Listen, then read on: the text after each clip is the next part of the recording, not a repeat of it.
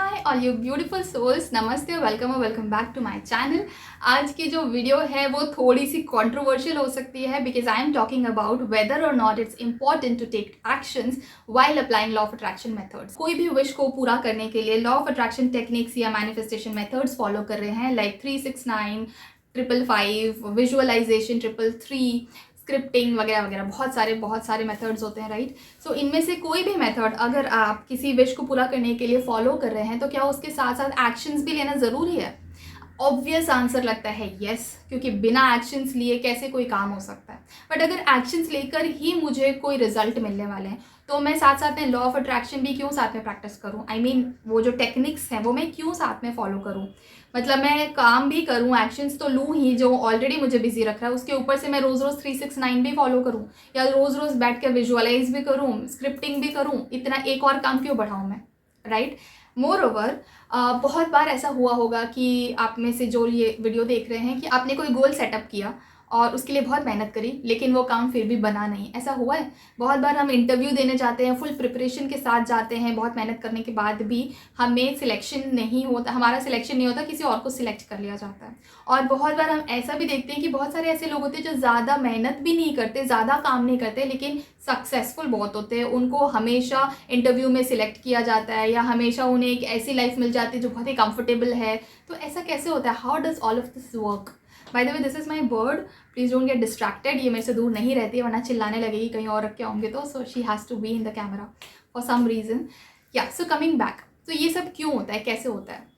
So to answer the question in just one word, क्या actions लेना ज़रूरी है while applying law of attraction?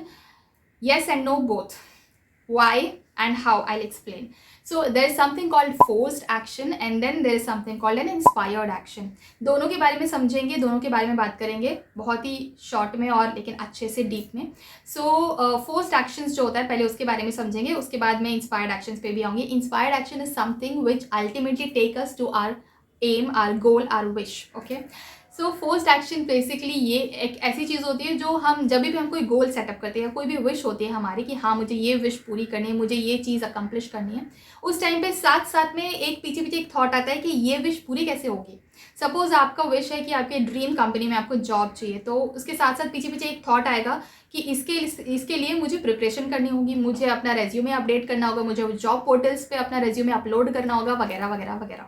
ये सारी जो हम प्लान्ड एक्शंस लेते हैं ना, ये हमारे कॉन्शियस माइंड की उपज होती है। हम अपने कॉन्शियस माइंड से एक प्लान बनाते हैं, एक सेट ऑफ एक्शंस बनाते हैं कि ये काम करेंगे हम तो हमें हमारी विश पूरी हो जाएगी, राइट। बट क्या हमेशा ऐसा होता है? अब छोटी मोटी जो गोल्स होती है ना, जैसे भूख लगी है और पिज़्ज़ा खाना है, तो हम फोर्स्ड एक्शन रहेगा कि हम खुद पिज़्ज़ा बना लें या कहीं से ऑर्डर कर लें, राइट। और वो हमारी वो गोल पूरी हो जाएगी, हमारी वो विश पूरी हो जाएगी, हमें पिज़्ज़ा खाने को मिल जाएगा। बट अगर बड़ा गोल है, ड्रीम कंपनी में जॉब मैनिफेस्ट करनी है या कोई ड्रीम कार खरीदनी है या कोई बहुत बड़ा सा ड्रीम हाउस खरीदना है, तो हमें लगता है कि यार ये तो बहुत बड़ा काम है, पता नहीं कैसे होगा, कैसे क्या नहीं। इन सब टाइप के जो विशेज़ होते हैं ना, जो हम सबकॉन्शियसली ऐसा सोचते हैं कि पता नहीं होगा या नहीं होगा, जहाँ डाउट आता है वहाँ पे मोस्ट ऑफ द टाइम्स जो फोर्स्ड एक्शंस होते हैं वो 100% रिजल्ट नहीं देते हैं। ओके, क्यों? क्योंकि वहाँ पे एक ब्लॉकेज है, पीछे एक थॉट आता है यार होगा कि नहीं, ये तो बहुत डिफिकल्ट है, पता नहीं कैसे करेंगे, राइट। पीछे एक लिंगरिंग थॉट आता है। पिज़्ज़ा खाना है तो कोई लिंगरिंग थॉट नहीं आता है क्योंकि वो बहुत बड़ी बात नहीं है, तो हमारे अंदर कोई ब्लॉकेज नहीं है खाना खाने के लिए। अगर भूख लगी है, खाना खाना है, तो कोई ब्लॉकेज नहीं है, वो हम खा लेते हैं, राइट। बट अगर बड़ा सा घर खरीदना है या अगर बहुत बड़ा सा कोई अवार्ड जीतना है, तब एक ब्लॉकेज आता है। उस टाइम पे फोर्स्ड एक्शंस 100% काम नहीं करते हैं। तो क्या काम करता है उस टाइम पे? उस टाइम पे इंस्पायर्ड एक्शंस काम करते हैं। इंस्पायर्ड एक्शंस क्या होते हैं? अब इंस्पायर्ड एक्शंस वो एक्शंस होते हैं जो हमारे सबकॉन्शियस माइंड की उपज होते हैं, ना कि कॉन्शियस माइंड की उपज। ओके, जो हम सोच समझ कर नहीं लेते, हमने कोई प्लान नहीं बनाया ये सारे एक्शंस लेने के लिए, लेकिन हम फिर भी वो एक्शंस लेते हैं। कैसे? जब हम लॉ ऑफ अट्रैक्शन की कोई टेक्निक फॉलो करते हैं, जैसे कि विजुअलाइजेशन फॉर एग्जाम्पल, तब होता ये है कि हम अपने सबकॉन्शियस माइंड को ये विश्वास दिलाते हैं कि जो मेरी विश है वो ऑलरेडी पूरी हो चुकी है, मैं अपने डिज़ायर्ड गोल में या डिज़ायर्ड रियलिटी में ऑलरेडी जी रही हूँ। तो हमारा जो सबकॉन्शियस माइंड है ना, ये वो इस चीज़ को एक्सेप्ट करने लगता है, वो मान जाता है कि ये मेरी डिज़ायर्ड रियलिटी है। अब सबकॉन्शियस माइंड जो होता है ना, वो कॉन्शियस माइंड से बहुत ज़्यादा पावरफुल होता है, ये तो आपको पता ही होगा। तो सबकॉन्शियस माइंड क्या करता है ना, अपने आसपास की चीज़ों में वो अपॉर्चुनिटीज़ ढूंढने लगता है जिससे वो अपने बिलीफ को वैलिडेट कर सके कि हाँ, मेरी जो रियलिटी है वो ये है कि मैं इस बड़ी सी कार की मालकिन हूँ। वो अपने आसपास ऐसी अपॉर्चुनिटीज़ को ढूंढने लगता है जिससे वो ये चीज़ वैलिडेट करे। अब वो अपॉर्चुनिटी आपको सिर्फ आपका सबकॉन्शियस माइंड दिखा सकता है, आपका कॉन्शियस माइंड नहीं दिखा पाएगा। सो फॉर एग्जांपल, आपको अगर अपनी ड्रीम जॉब लेनी है तो उसके लिए आप क्या करोगे, आपने एक सेट पाथ रखा है कि मुझे रेज्यूमे अपडेट करना है, मुझे इंटरव्यू के लिए प्रिपेयर करना है, मुझे यहाँ अप्लाई करना है, वगैरह वगैरह वगैरह, ये एक सेट पाथ है। पर अगर वो जो गोल्डन अपॉर्चुनिटी है जिसकी वजह से आपको फाइनली आपका ड्रीम जॉब मिलेगा, वो गोल्डन अपॉर्चुनिटी इस पाथ में नहीं है, वो यहाँ पड़ा है, तो आपको कॉन्शियस माइंड जो है ना, वो पूरी तरह से इधर फोकस्ड है, वो यहाँ देख ही नहीं पाएगा, उसको वो अपॉर्चुनिटी दिखेगी ही नहीं, मिस आउट हो जाएगी। जबकि वो अपॉर्चुनिटी ऑलरेडी है, अभी भी है, बट आपका ध्यान नहीं जा रहा है वहाँ पे। वहाँ पे किसका ध्यान जाएगा, आपका सबकॉन्शियस माइंड का ध्यान जाएगा। वो सबकॉन्शियस माइंड आपको ऐसी ऐसी चीज़ें दिखाने लगता है, ऐसे ऐसे सिचुएशंस में डालने लगता है, ऐसे लोगों से मिलवाने लगता है जो पहले भी एग्जिस्ट करते थे लेकिन पहले आप देख नहीं पा रहे थे। But now because you are applying law of attraction methods और टेक्निक्स, बिकॉज ऑफ दैट आपका जो सबकॉन्शियस माइंड है वो आपको ऐसे लोगों से मिलवाने लगता है, ऐसे सिचुएशंस में डालने लगता है जिसकी वजह से आप अल्टीमेटली अपने गोल्स तक पहुंचते हो। इसको बोलते हैं इंस्पायर्ड एक्शंस। अब हमें ऐसा लगता है कि यार उस पर्सन से मिलना तो एक कोइंसिडेंस था, या इस पर्टिकुलर सिचुएशन में आना तो एक इत्तेफाक था, हम बाय चांस इस पर्सन से मिले और फिर उसके बाद हमारा काम बन गया। बाय चांस कुछ नहीं होता है, कोइंसिडेंटली कुछ नहीं होता है, सब कुछ हम खुद अट्रैक्ट करते हैं अपने लाइफ में, आइदर कॉन्शियसली और सबकॉन्शियसली और अनकॉन्शियसली। ठीक है, सो हर चीज़ हम खुद ही अट्रैक्ट करते हैं। वो पर्टिकुलर इंसान से जो आप कोइंसिडेंटली मिले थे, वो एक्चुअली सबकॉन्शियस माइंड ने आपको वहाँ पे मिलवाया था उस पर्सन से। वो एक इंस्पायर्ड एक्शन था कि आप उस पर्सन से जाकर आपने बात करी, या ऐसे सिचुएशन में आए जहाँ पे वो पर्सन खुद आपसे आकर उससे उन्होंने बात करी।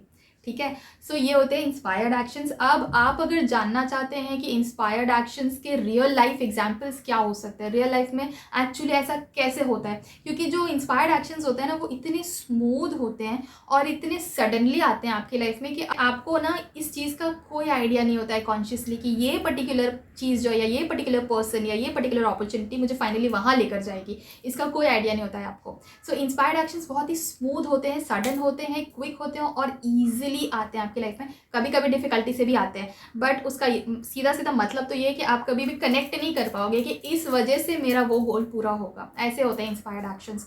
तो अगर आप इंस्पायर्ड एक्शंस के रियल लाइफ एग्जांपल्स देखना चाहते हो, जानना चाहते हो, सुनना चाहते हो, तो आप मेरे चैनल को सब्सक्राइब कर सकते हो, क्योंकि मैं अपने लाइफ के रियल जो एग्जाम्पल्स हैं, जो law of attraction success stories हैं, उसके बारे में डिटेल में बहुत सारी वीडियोस लेकर आने वाली हूँ, जहाँ पे मैं आपको बताऊंगी कि मेरी लाइफ में कौन से ऐसे इंस्पायर्ड एक्शंस थे और कौन से फोर्स्ड एक्शंस थे जो मैंने लिए थे, और फिर कौन से इंस्पायर्ड एक्शंस मेरी लाइफ में आए जिसकी वजह से मेरी विश पूरी हुई।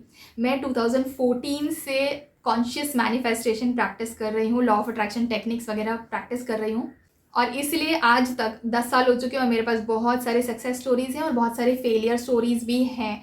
ऐसे भी बहुत सारी बार हुआ है जब मैंने कुछ अट्रैक्ट करने की कोशिश करी है और वो मुझे नहीं मिला है, तो मैंने कौन सी गलतियां वहाँ की थी, क्यों मेरी वो विश पूरी नहीं हो पाई, और जब मैंने सक्सेसफुली कोई चीज़ मैनिफेस्ट कर ली तो वहाँ मैंने क्या किया था, कैसे मैं उस चीज़ को सक्सेसफुली मैनिफेस्ट कर पाई। इन सब के बारे में बहुत सारी वीडियोस आने वाली हैं मेरे चैनल पे, तो अगर आप इन सब चीज़ों में इंटरेस्टेड हो तो आप मेरे चैनल को सब्सक्राइब कर सकते हो। मैं टैरो रीडिंग्स भी बनाती हूँ, जनरल टैरो रीडिंग्स अपने इसी चैनल पे, तो अगर आप उसमें इंटरेस्टेड हो तो भी आप मेरे चैनल को सब्सक्राइब कर सकते हो। और अगर ये वीडियो आपको यूज़फुल लगी, आपने कुछ सीखा इस वीडियो से, तो प्लीज़ एक लाइक ज़रूर इस वीडियो को करते हुए जाना और मेरे लिए प्यारा सा कमेंट ज़रूर छोड़ कर जाना, क्योंकि मुझे बहुत अच्छा लगता है आपके कमेंट्स पढ़ते टाइम। जब भी नोटिफिकेशन आते हैं कि कोई कमेंट आया है तो आई फील वेरी हैप्पी। तो प्लीज़ आप मेरे लिए एक ये छोटा सा जेस्चर कर सकते हैं, एक छोटा सा कमेंट मेरे लिए ज़रूर छोड़कर जाइए इस वीडियो के नीचे। एंड इस वीडियो को जितना हो सके उतना ज़्यादा शेयर करिए अपने फ्रेंड्स एंड फैमिली के साथ। And I see you in some other video on some other topic. Till then, thank you so much for watching this video. Take care of yourself and bye.